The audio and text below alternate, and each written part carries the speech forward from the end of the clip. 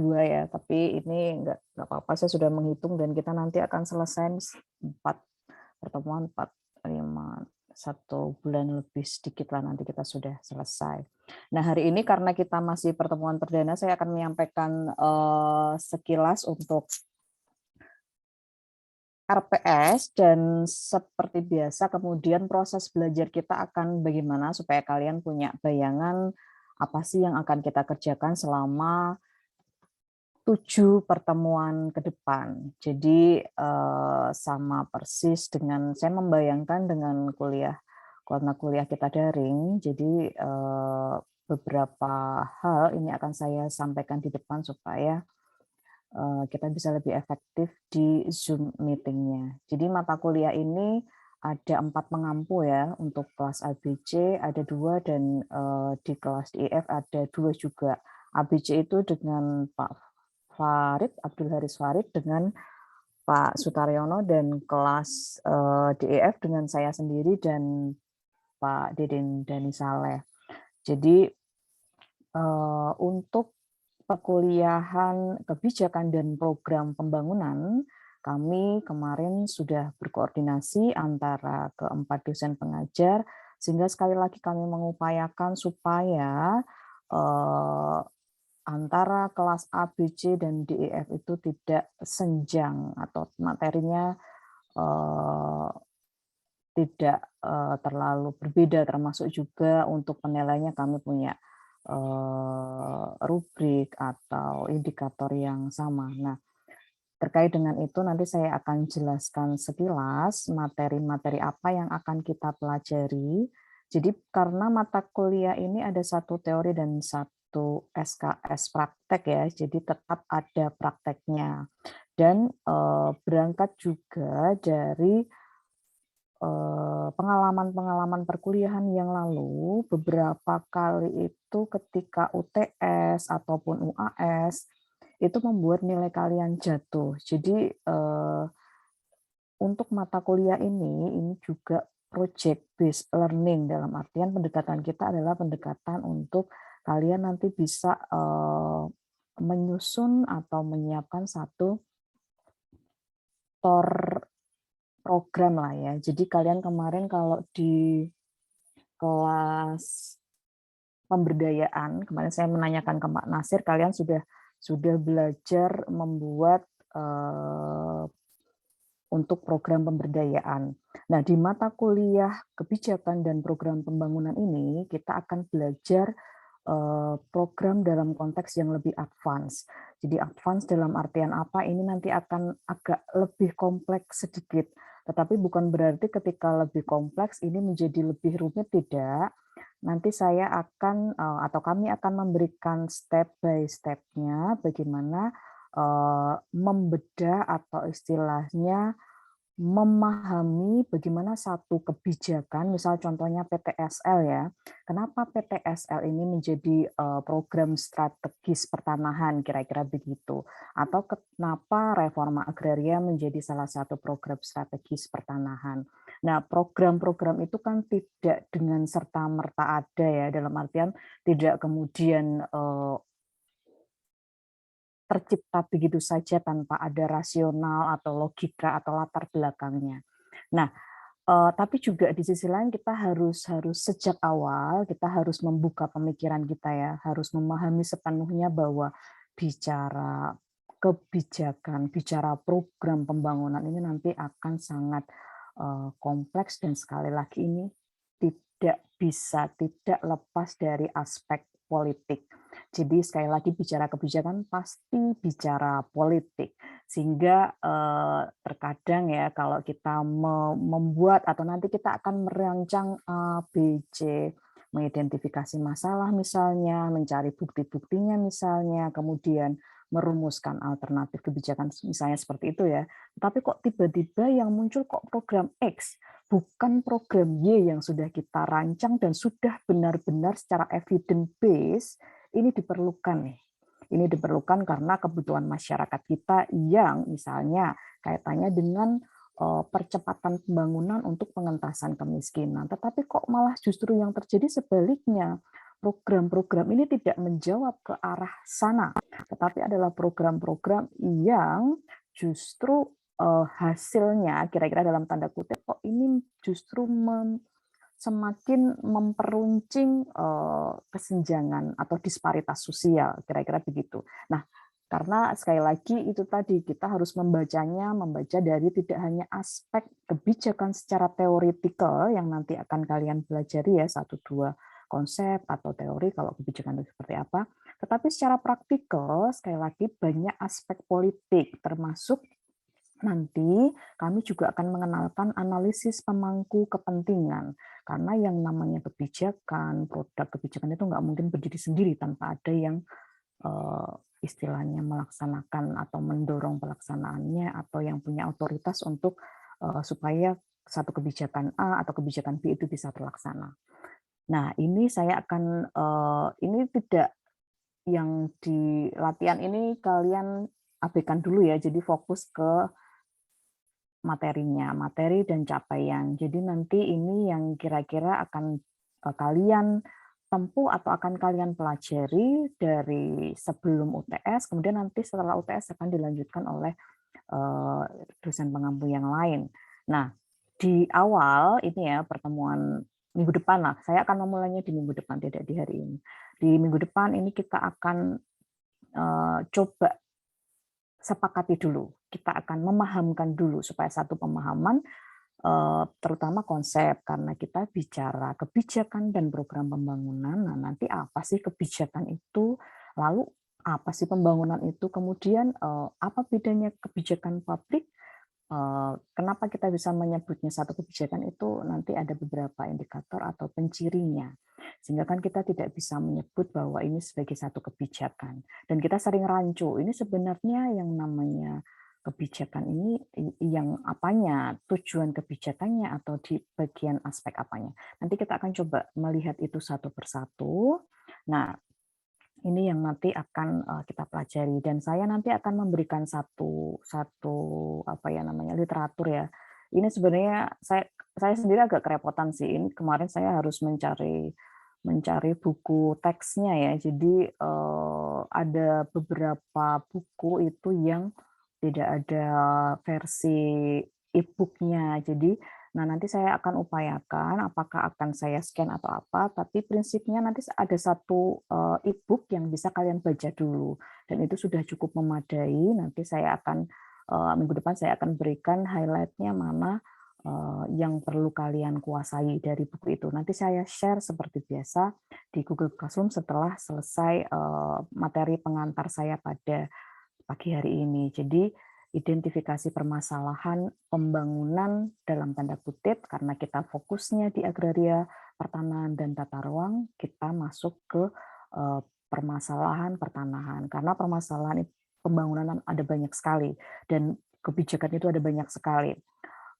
Kita bisa melihatnya dari sisi kementeriannya saja lah. Ada banyak sekali kementerian ya, dan ada banyak sekali isu strategis yang mereka pekerjakan di masing-masing lembaga itu, mau isunya kesehatan atau isu pertanian, isu lingkungan misalnya, ataupun isu kependudukan, dan kita adalah isu pertanahan. Jadi kan masing-masing punya kompleksitas, punya ciri khas sendiri, dan tentu ini nanti kalian akan kita akan lihat Renstra ya, bukan Renstra tapi RPJMN lah kira-kira begitu untuk melihat sebenarnya kalau di pertanahan itu nanti kita lihat ada kita sebagai dalam konteks nasional ya, kalau bicara kebijakan kan nanti kita juga melihatnya secara sistematis. Jadi pelan-pelan nanti kita lihat dari skalanya apakah nasional, skala regional, ataukah skala lokal,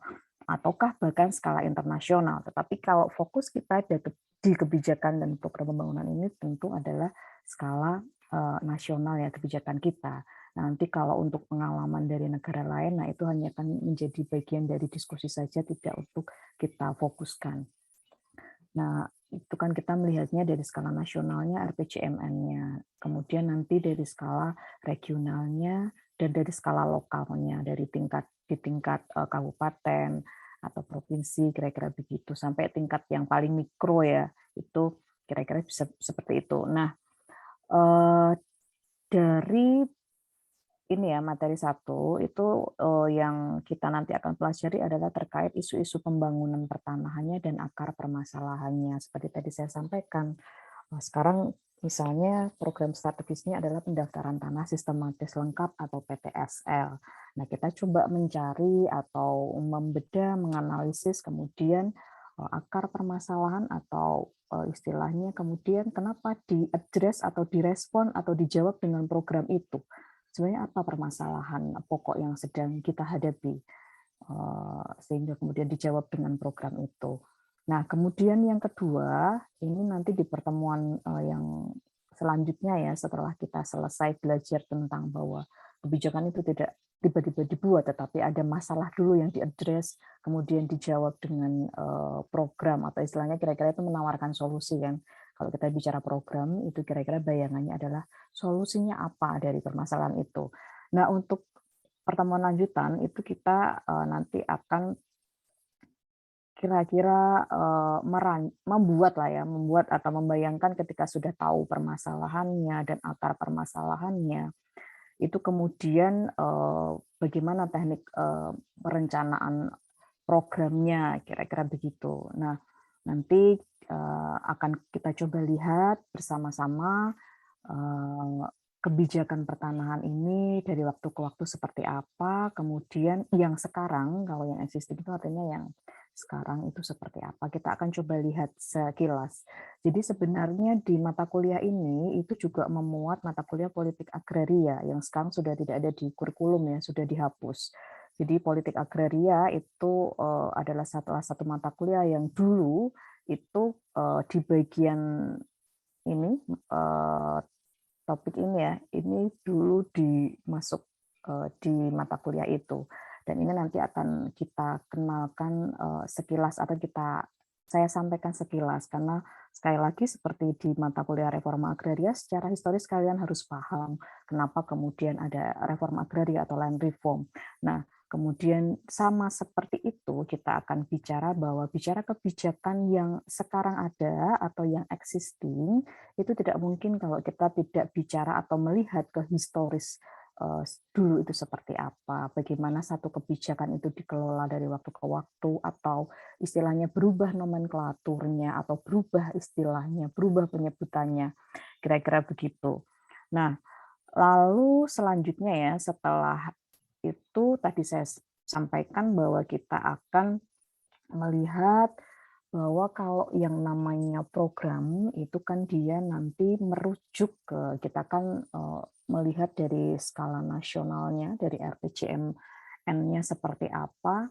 Nah, sampai kemudian di Renstra-nya kita akan melihat satu persatu, kita coba lihat dari sana dan di sini prinsipnya adalah kita mencoba melihat terkait regulasi dan hierarkinya.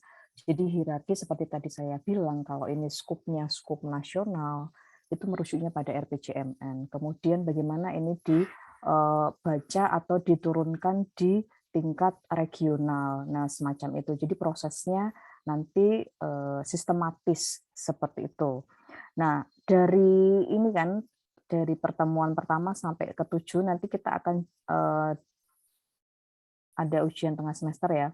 Nah, nanti saya hanya akan sampai di sini, sampai memperkenalkan di hierarkinya. Kemudian selanjutnya nanti akan dilanjutkan oleh Pak Deden. Kalau untuk kelas DIF nanti Pak Deden Dani Saleh.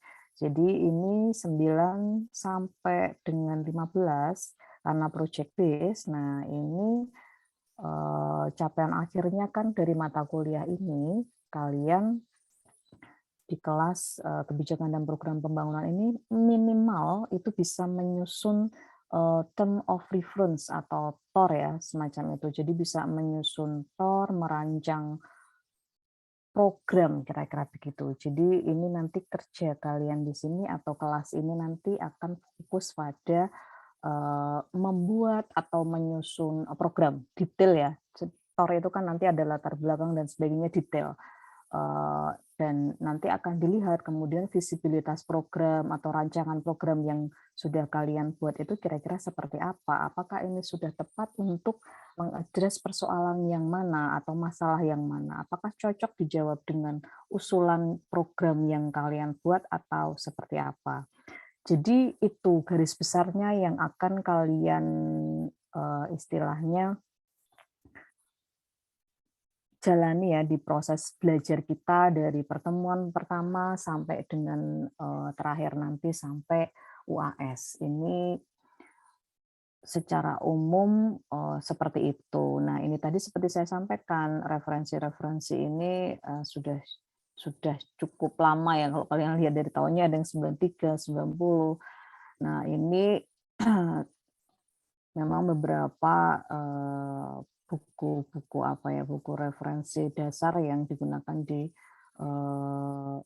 studi kebijakan publik. Jadi ini kemarin sudah kami diskusikan. Nah, nanti di dalam prosesnya tentu akan ada suplemen-suplemen yang akan kami berikan untuk memperkaya, karena sekali lagi kita bicara kan tidak hanya bicara konsep-konsep di masa lalu, tetapi juga bagaimana kita mengkontekstualisasikannya dengan kondisi sekarang atau kebijakan-kebijakan yang ada sekarang.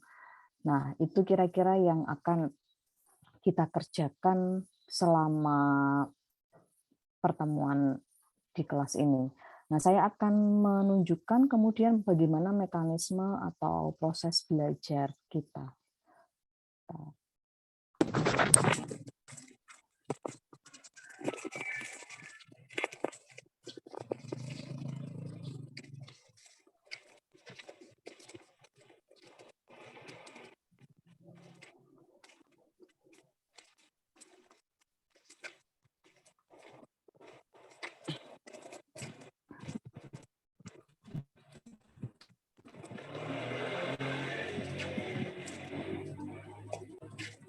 Slide-nya sudah terlihat?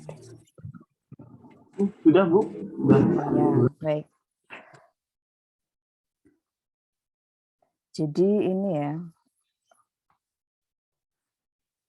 untuk, nah ini tadi saya sedikit beberapa buku yang kita pakai atau yang kemarin kita sepakati untuk menjadi bahan bacaan kalian.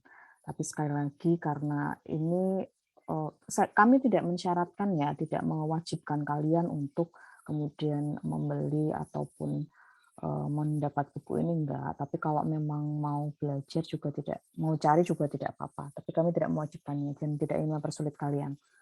Nanti yang khusus yang tengah ini, teori dan analisis kebijakan publik akan segera saya kirimkan karena sekali lagi itu menjadi bahan awal kalian untuk kira-kira membayangkan apa sih sebenarnya materi kita, seperti itu kan, materinya itu apa kira-kira. Tapi ini kan masih secara umum ya, belum dalam konteks spesifik pertanahan. Tetapi ini yang menjadi bagian dari kita memahami nanti permasalahan pertanahannya, program pertanahannya kita pahami dari situ. Jadi kita bicara atau kita belajar tentang kebijakan publik dulu, termasuk ini ya, Rian Nugroho ini nanti seperti tadi saya sampaikan, meskipun skop kita adalah skop program pertanahan nasional, kita akan mencoba melihat bagaimana formulasi kebijakannya. Kita kan tentunya harus melihat seperti apa sih formulasi kebijakan yang ideal, dan ada kecenderungan yang terjadi di negara-negara berkembang terkait formulasi kebijakan ini. Dan formulasi kebijakan ini juga nanti dipengaruhi oleh lingkungan kebijakannya. Nah, itu nanti yang kemudian di endingnya, implementasinya itu seringkali atau kadang-kadang itu berbeda dengan rancangan awal atau formulasi yang sudah disiapkan. Kenapa itu bisa terjadi? Nah, itu ada beberapa aspek yang disebut dengan lingkungan kebijakan yang mempengaruhi. Nah, tahap paling awal itu nanti kalian seperti biasa bergabung di Google Classroom. Jadi saya sudah menyiapkan Google Classroom untuk kelas DEF supaya bisa lebih mudah memonitoring kelas ini nanti. Jadi materi di situ, kemudian penugasan ada di situ. Nanti silakan kalian mulai bergabung. Kemudian ini proses belajar ya. proses belajarnya sekali lagi bahwa kita kalau untuk kalau untuk yang pasca kalau untuk yang nanti ya, yang pasca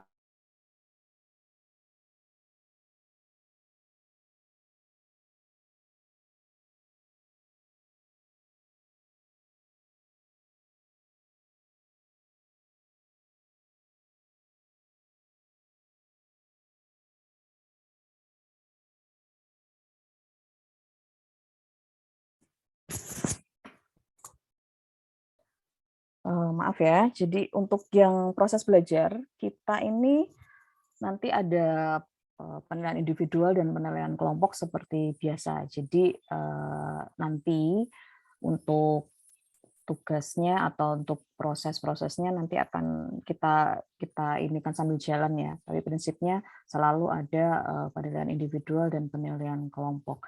Nah, ini yang saya sampaikan bahwa sebelum UTS dan pasca UTS tadi, itu, ada penugasan yang perlu dikerjakan. Tetapi sekali lagi ini bukan satu penugasan yang istilahnya terlalu kompleks ya. Jadi ini step by step di setiap pertemuan nanti akan bisa disusun dan saya sudah menyiapkan lembar kerjanya sehingga nanti tidak tidak terlalu merepotkan. Yang ini nanti adalah kita membuat bukan menyusun analisis ya. Jadi kira-kira membuat analisis kebijakan lah. Nah, ini nanti per pertemuan akan saya jelaskan di minggu depan kira-kira kita akan membuat apa, kemudian di minggu depannya akan membuat apa. Nah, nanti yang pasca UTS ini adalah tadi yang saya sampaikan membuat term of reference program. Jadi program apa yang nanti kalian pilih. Nah, ini akan dibuat term of reference-nya dari mulai sampai anggaran ya. Harapan kami bisa sampai ke anggaran. Jadi mensimulasikan detail dari mulai komponen substantifnya sampai teknis ke anggaran itu yang nanti akan dikerjakan. Nah, ini tadi seperti saya sampaikan karena kita itu basisnya supaya kami sudah sepakat sih termasuk saya bahwa UTS atau UAS itu seringkali nilainya menyebabkan kalian menjadi apa ya istilahnya, jadi jadi berkurang banyak, tapi beda dengan ketika kalian mengerjakan proyek ataupun, nanti membuat, analisis, itu berbeda sekali. Nah, karena itulah kemudian pendekatan yang kami pilih di kelas ini adalah pendekatan project based learning. Ini kemarin misalnya ya, saya itu di semester kalian kemarin kan saya menugaskan membuat infografis kalau tidak salah di kelas sosiologi dan pemberdayaan dan itu kan nilainya bagus-bagus dari saya loh ya. Nah, dari dosen yang satu saya kira juga begitu. Jadi ini sangat membantu karena apa? Itu memungkinkan kalian lebih bisa karena proses ya. Jadi tidak pada satu waktu. Karena tidak pada satu waktu sehingga nilainya ini kan berproses dari pertemuan misalnya dari pertemuan ketiga sampai keempat kelima itu ada tahapan yang bisa kita lihat dibandingkan kalau kita kemudian merangkumnya dalam satu waktu ujian. Nah, ketika ujian misalnya kalian tidak masuk atau kalian sakit sehingga tidak fokus, nah itu yang sekali-kali menyebabkan kemudian nilai-nilainya tidak bisa optimal. Nah, untuk mengantisipasi itu maka pendekatan yang kami pilih memang pendekatan project based karena ini bisa juga memberikan pengalaman ke kalian untuk dilihat lagi seperti apa hasilnya. Nah, ini nanti yang akan kita kerjakan. Nah, kemudian selanjutnya ini yang tadi saya sebut lembar kerja. Kalian di kelas ini yang dengan saya ya, yang sebelum UTS ya. Kalau yang term of reference kan nanti setelah UTS. Nah, ini yang dengan saya. Nanti kita akan belajar bagaimana sih membuat analisis kebijakan. Nah, kalau membuat analisis kebijakan itu kan ada tahapannya. Nah, di setiap tahapan ini sebenarnya ada lembar kerjanya. Saya tidak akan kemudian ini semua kan ada berapa? 1, 2, 3, 4, 5, 6, 7, ada 8. Tidak akan semua yang nanti saya tugaskan ke kalian. Nanti saya akan memilih beberapa lembar kerja ini untuk kalian uji coba, kalian coba kerjakan karena ini adalah tahapan dasar ya, tahapan dasar supaya nanti ketika kalian membuat term of reference program yang setelah UTS itu kalian sudah punya pengalaman. Oh ya, jadi sudah harus paham dulu masalah apa yang saya anggap penting nih, saya anggap urgent nih, yang akan kemudian saya istilahnya kalau masalah itu penting, kita harus bisa menunjukkan itu memang benar-benar penting atau seperti apa. Kita tidak bisa hanya sekedar beropini bahwa ini penting, Bu, atau ini penting, Pak, karena kalian harus bisa menunjukkan bukti pendukungnya. Nah, bukti pendukung itu nanti berupa apa? Ini bisa berupa data statistik dan sebagainya. Nah, nanti akan saya tunjukkan di lembar kerja. Kalau kalian mau meyakinkan kami atau meyakinkan siapapun ya kalau ini adalah masalah yang penting, yang urgent untuk diadres dengan satu atau dua program tertentu. Nah, kalian harus bisa membuat kami percaya itu. Nah, caranya bagaimana? Ya mencari bukti. Nah, yang disebut bukti ini nanti bisa apa saja. Nah, itu yang kemudian nanti kalian akan uji coba di LKS. Menunjukkan bukti-bukti apa yang kira-kira itu bisa meyakinkan bahwa masalah ini memang penting, prioritas. Nah, kenapa PTSL bisa menjadi prioritas? Itu kan asal usul atau mulainya dari situ. Kecuali ya dari ada aspek-aspek politik yang lain, tapi kan itu eh, di luar dalam konteks analisis ini ya. Terlepas dari itu ada pertimbangan politik atau yang lain, tetapi sekali lagi bahwa mencari bukti pendukung itu menjadi wajib ketika kita sebagai calon-calon atau kalian sebagai calon-calon analis kebijakan itu belajar tentang memformulasi kebijakan atau menyusun satu program. Nah, setelah bukti nanti ada yang disebut pengkajian penyebab masalah. Jadi masalah setelah ada buktinya kita juga harus bisa menunjukkan terus apa penyebabnya sebenarnya kenapa masalah itu bisa muncul. Kira-kira begitu. Nah, nanti ini harus bisa kalian jelaskan atau istilahnya bisa secara tertulis ditunjukkan karena A, B, C dan seterusnya. Lalu setelah mengkaji ini kan tidak serta-merta bahwa semua masalah yang kita anggap masalah yang akan kemudian diadres dengan program itu tidak ada kebijakan sebelumnya sama sekali. Bisa jadi itu sudah pernah dilakukan kebijakan, tetapi mungkin tidak optimal atau tidak tepat sehingga tidak selesai masalahnya. Nah, kita dari proses mencari penyebab itu ada proses evaluasi. Jadi mengevaluasi kebijakan-kebijakan yang kira-kira itu sebenarnya sudah dilakukan untuk menjawab ini. Nah, jadi apa saja nanti kita bisa menilai, oh ini tidak optimal karena A, ini tidak optimal karena B. Nah, dari situ kita mulailah proses kreatif kalian sebagai seorang analis kebijakan apa? Itu membuat alternatif kebijakan yang lain. Sederhananya seperti misalnya kalau kalian punya plan A, plan B, plan C, kan kita tidak misalnya hari ini atau misalnya kalian harus menyelesaikan beberapa tugas sekaligus sementara kalian ada penugasan dari kantor. Nah, bagaimana saya bisa mengerjakan keduanya ini dengan baik? Kalian pastikan seharusnya idealnya punya plan A, plan B, plan C. Nah, sama. Jadi alternatif kebijakan itu sebenarnya seperti itu. Ada plan A-nya. Kalau plan A tidak berhasil atau gagal, kita pakai alternatif yang selanjutnya atau alternatif yang selanjutnya. Nah, itu prosesnya begitu.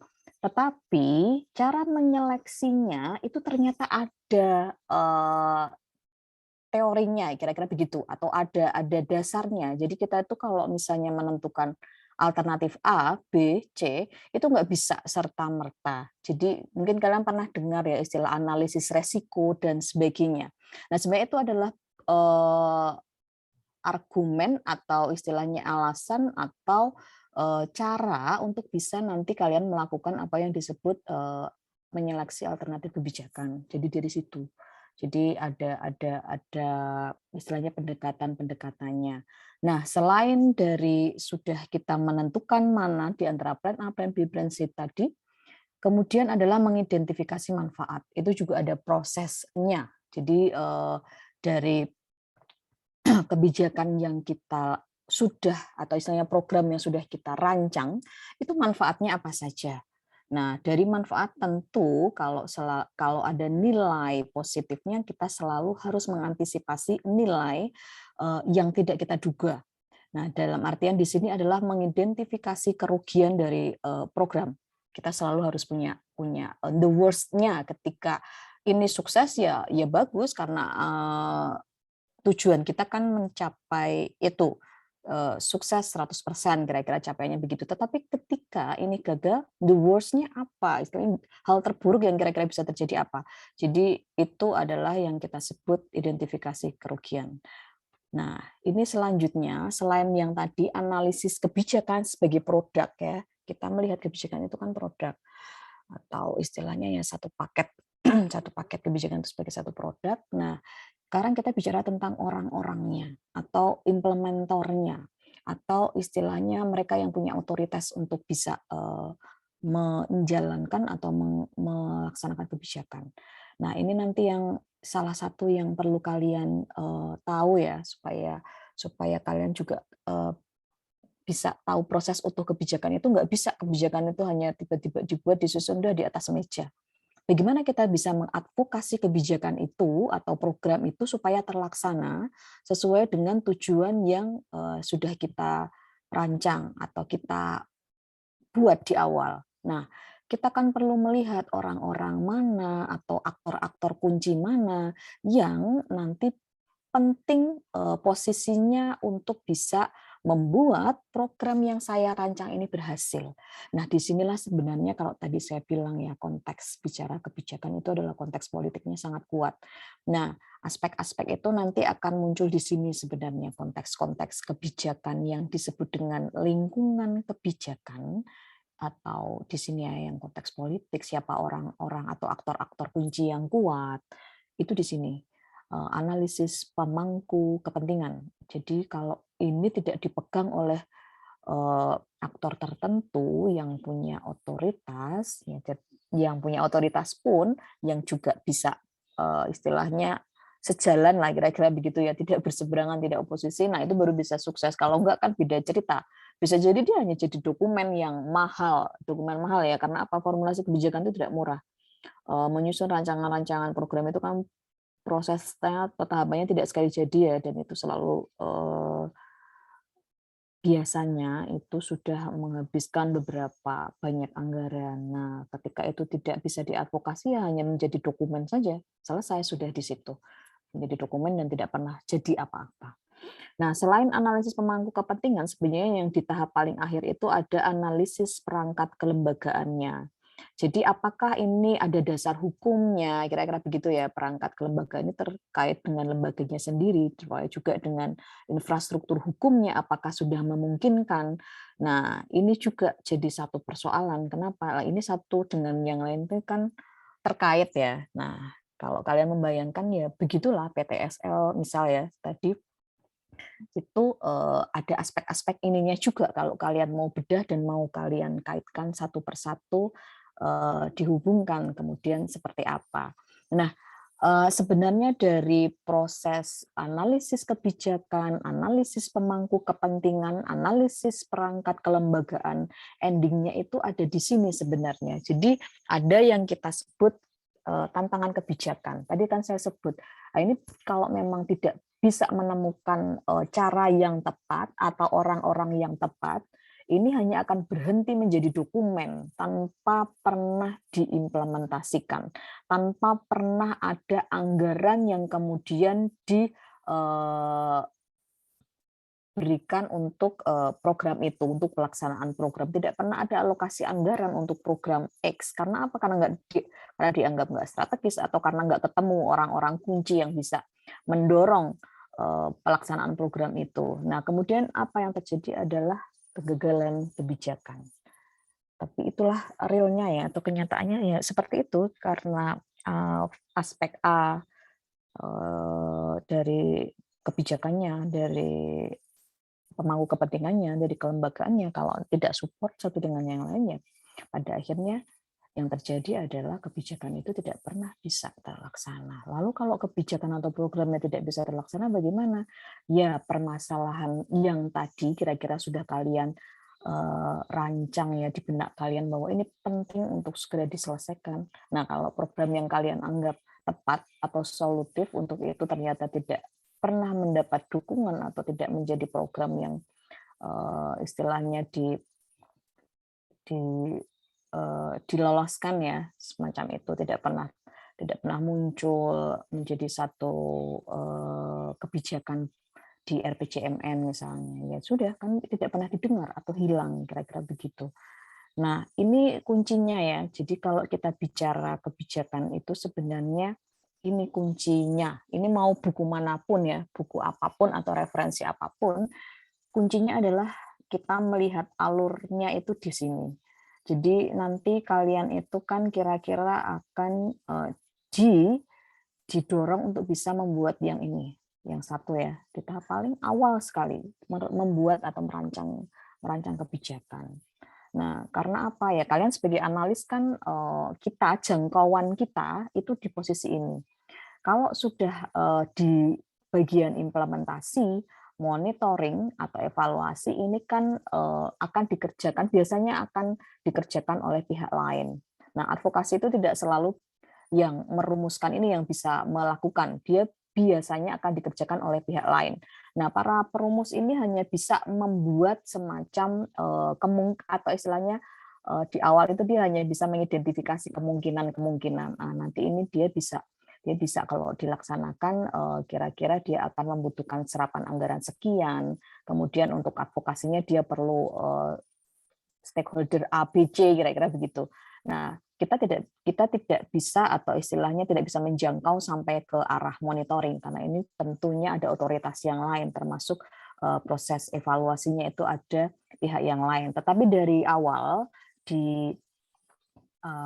ketika kita merancang hal-hal ini dari mulai implementasi, monitoring atau evaluasi ini oleh si perumus biasanya sudah semacam kita memprediksi ini nanti seperti apa jalannya program yang saya susun. Kira-kira itu. Jadi kuncinya adalah ini. Nanti kalau kalian kita belajar tentang kebijakan publik itu selalu yang kita pegang supaya kita tidak bingung adalah pada siklus kebijakan. Jadi ketika nanti saya ataupun dosen mengampu yang lain ataupun Pak Deden ataupun kalau di kelas lain ada Pak Taryono dan Pak Farid. Nah, ketika kalian misalnya ya diminta mengerjakan sesuatu seperti tadi saya sampaikan ada lembar kerja untuk siswa untuk menyusun misalnya merumuskan masalah, mencari bukti bahwa bukti-bukti terkait masalah tertentu yang akan kalian rancang programnya. Nah, itu saya sebenarnya sedang ada di posisi mana sih? Saya itu ada di posisi mana dalam artian karena kita harus tahu kita itu sedang pada posisi perancangnya kah, sedang pada posisi implementornya kah, atau pelaksananya kah, atau saya ada pada posisi monitoring atau istilahnya ini nanti kan aspeknya di Monef ya, monitoring evaluasi atau ada di evaluatornya karena masing-masing peran ini berbeda, peran-peran antara perumus kemudian implementor sampai evaluator ini nanti berbeda-beda. Nah, itu kira-kira gambaran yang akan kita kerjakan ya selama pertemuan ini sampai selesai nanti. Kira-kira itu, sampai di sini ada pertanyaan atau tidak? Atau ada saran? Jadi silakan kalau misalnya ada saran, Bu, saya lebih cocok kalau karena ini masih di awal ya, kita masih bisa menyesuaikan, terutama terkait metode pembelajaran. Kalau substansi ini memang kami sudah ada ketentuannya ya, karena sesuai dengan capaian yang harus kalian kuasai setelah kuliah ini selesai itu apa itu sudah ada. Nah, khusus untuk metode pembelajaran atau misalnya apa kalian boleh menyampaikan misalnya kami usul seperti ini Bu supaya kami lebih mudah supaya tidak membebani kami, tolong dipertimbangkan Nah, silakan kan. Jadi kami secara terbuka memberikan kesempatan itu ke kalian. Jadi ini adalah kelas-kelas kita bersama yang kita bisa diskusi supaya tentu kami berharap dari para pengajar ini supaya optimal, kalian bisa paham. Jadi kalau kira-kira Ibu kalau ngajar jangan terlalu cepat dong atau apa, itu silakan. Jadi kami terbuka dan kami oke dikasih masukan atau usulan seperti itu tuh sangat terbuka ya. Jadi silakan. Nanti setelah hari ini saya posting di Google Classroom, nanti mekanismenya kalau memang kalian tidak mau memberikan usulan secara terbuka ya nanti akan kami siapkan Google Form ya supaya kalian lebih nyaman. Silakan kalau memang mau menyampaikan di sana. Tapi prinsipnya sekali lagi bahwa secara metode pembelajaran kita masih terbuka. Nanti ketika kalau di kelas reforma agraria kan sudah disepakati bahwa kita ada video pembelajaran. Nah, di kelas ini nanti kita akan lihat ke depan. Tapi misalnya sampai ada jadwal yang kosong atau tidak bisa ada Zoom meeting seperti ini, nanti kami akan mengupayakan untuk videonya juga. Jadi tetap bisa backup karena sekali lagi bahwa kalian meskipun Jumat Sabtu itu sudah pada jadwal kalian kuliah ya, ada jadwal kuliah kalian. Saya tidak tahu apakah di kantor itu kalian juga ada pekerjaan di weekend, karena kalau di kantor kan ya kita tidak seringkali ya kita tidak bisa ini karena ada lembur dan sebagainya. Jadi tidak ada masalah. Hal-hal begitu nanti bisa kita bicarakan. Yang penting kalian komunikasi ke kami, ke para pengajar sehingga kami tahu bahwa kami mungkin tidak bisa untuk Zoom meeting di ini karena ada apa. Jadi hal-hal begitu tetap harus dikomunikasikan karena sekali lagi sebenarnya di pemberdayaan ini kan porsi kalian ada di pengasuhan nilainya. Jadi secara mata kuliah itu tidak ada sama sekali. Saya kemarin cek dan ini tidak ada di mata kuliah. Nilainya ada di pengasuhan, kira-kira begitu ya. Jadi jangan sampai kemudian hak kalian untuk belajar ini juga menjadi tidak terpenuhi. Jadi saya berharap sekali bahwa ini ada hak kalian untuk belajar tetap bisa maksimal, optimal lah ya. Kira-kira begitu. Itu ada pertanyaan atau tidak kira-kira? Mohon izin Ibu, Ya. terkait dengan kebijakan itu kan ada Bu kayak pentahelix sama triple helix. Nah, Gimana? yang pentahelix sama triple helix yang ada beberapa unsur baik itu pemerintah, bisnis, media maupun dari akademisi Bu. Ya. Kalau untuk di dalam siklus kayak gini, mungkin kita bisa berdiri sendiri atau misalnya kayak melibatkan teman-teman kalau kerja kelompok kan Bu. Iya. Satu orang sebagai akademisi, terus teman yang lain sebagai pemerintah gitu Bu. Oh, maksudnya ini ya, praktek gitu ya? Iya. Oke, ya. Boleh nanti coba saya pikirkan dulu. Ada lagi? Mungkin saya dikit Bu, Fadel Bu. Ya. Gimana? Yang pertama mungkin kan ini kan sudah di tahap tingkat pembelajaran yang lebih advance lah mungkin daripada sebelumnya Bu. Jadi kalau saya pribadi sih menyarankan mungkin untuk awalnya itu kita diberikan sebuah contoh kebijakan publik khususnya di Kementerian ATR BPN. Karena kan rata-rata juga mungkin tidak semuanya ini pegawai sini Bu, apalagi mungkin yang pegawai juga kan mayoritas itu hanya sebagai pelaksana untuk sementara ini Bu. Jadi mungkin bisa diberikan contoh terkait dengan kebijakan publik yang berdampak baik bagi institusi maupun masyarakat luas Bu. Mungkin itu tahap awal, karena itu kalau saya lihat dari pola pembelajaran ini langsung ke intinya. Mungkin bisa untuk tahap awal itu kami diperkenalkan dulu, contohnya kayak yang terbaru kan kayak bank tanah itu Bu, gimana sih efeknya gini, terus plus minusnya gini. Mungkin itu aja masukan dari saya Bu. Makasih Bu. Baik, ya. Fadel ya tadi ya? Ya Bu, betul Bu. Iya, baik. Iya Fadel, usul yang bagus ya. Jadi nanti saya coba siapkan untuk contohnya, jadi minggu depan kita bisa mulai. Termasuk nanti yang praktek saya akan coba bagaimana kita bisa efektif melakukannya secara daring. Kalau luring sih itu nggak masalah ya. Dan ini kan kelas sangat besar. kelas DEF. Nah, kalau kelas kalian itu hanya sekitar 40 lah, udah nggak masalah lah. Kalian mau simulasi saja saya sudah oke lah, itu bisa. Tapi dengan kelas besar begini nanti saya pikirkan dulu bagaimana metodenya supaya lebih efektif. Baik, ada 2 usulannya. Ada lagi? Nggak ada? Izin menyampaikan Ibu, ini di luar dari mata kuliah ini Bu, Ya. untuk kuliah reforma agraria kemarin, pada saat mau mengupload banyak kendala Bu, ada yang nggak bisa upload karena filenya nggak bisa dicari Bu. Filenya nggak bisa dicari? Iya Bu, nggak bisa di open filenya Bu, waktu mau ngupload. Oh iya. Ya Bu, itu Bukan kendala. karena filenya terlalu besar kan ya? Bukan Bu. Iya Bu. Oke, ya. Nanti coba saya cek lagi ya. Nanti saya lihat lagi lah. Saya belum cek yang kalian masukkan itu sudah ini atau belum. Nanti maksudnya karena masih di awal, masih sangat terbuka untuk ini ya, evaluasi perbaiki. Jadi nanti termasuk kemarin kan juga itu nggak bisa dibuka formnya. Ternyata masih saya kunci. Ya, nanti saya cek lagi. Terima kasih untuk masukannya. Ya, makasih Bu. Iya. Ada lagi yang lain?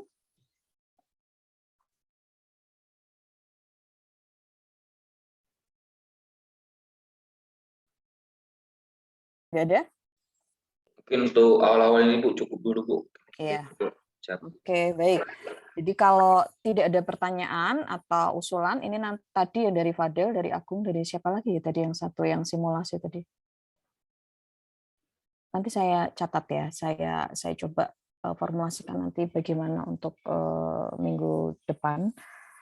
Jadi itu kira-kira, nah sekarang kalian saya berikan itu nanti di Google Classroom. Silakan mau kalian baca juga boleh, nggak dibaca juga boleh. Yang jelas itu tanggung jawab kami untuk memberikan materi, karena itu hak kalian. Jadi sekali lagi kalian, ini hak kalian sebagai siswa, silakan nanti kalau mau meminta seperti ini Bu, seperti ini, itu hak kalian. Jadi kami akan mengupayakan seoptimal mungkin supaya bisa memenuhi hak-hak kalian sebagai mahasiswa. Kira-kira begitu.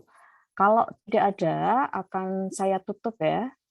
Jadi terima kasih untuk partisipasinya pada pagi hari ini. Sebagai pengantar, semoga sudah bisa memberikan gambaran ya, meskipun ini tadi sangat konseptual dan abstrak, tetapi kira-kira itu gambaran kuliah ini. Jadi gambaran kira-kira saya akan mendapat apa. Memang kalau dari sisi judul mata kuliahnya, ini memang karena analis kebijakan kalian sudah bisa membayangkan lah, ini agak-agak memang butuh pemikiran dan butuh level yang lebih tinggi dari sekedar praktikal. Jadi agak abstraksinya. Jadi kalian didorong untuk bisa menguasai kemampuan untuk mengabstraksikan hal-hal yang sifatnya empirik atau hal-hal yang istilahnya program-program misalnya empirik tadi bisa diabstraksikan sampai kalian itu bisa menyusun satu rancangan. Itu kan memang abstraksi ya, kira-kira begitu.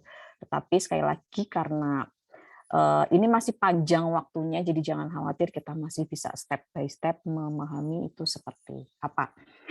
Kira-kira begitu. Kalau tidak ada pertanyaan, saya tutup. Terima kasih atas partisipasinya. Kalau ada salah-salah kata saya mohon maaf. Jaga kesehatan selalu. Sampai ketemu lagi minggu depan. Terima kasih, selamat pagi. Baik, terima kasih Bu. Terima kasih Bu. Terima kasih Bu. Terima kasih.